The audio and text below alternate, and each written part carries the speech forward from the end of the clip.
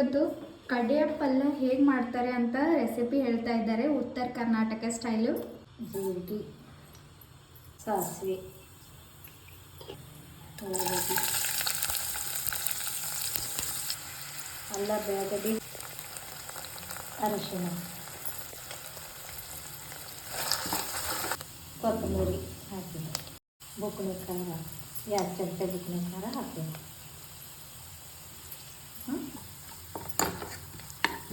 ಶೇಂಗಾ ಬೇಳೆ ಹಾಕಬೇಕು.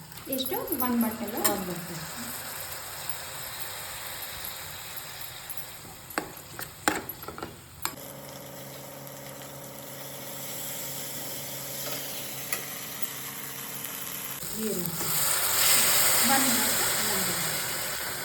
ಅಲ್ಲಿ ಸಾಕು.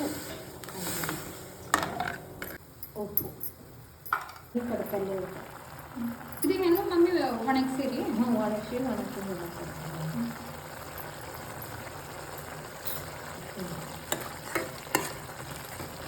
ಒಣಗಿಸಿ ಮಾಡ್ತೀನಿ. ಬೆಟ್ಟು ಮುಚ್ಚಿಬಿಡು.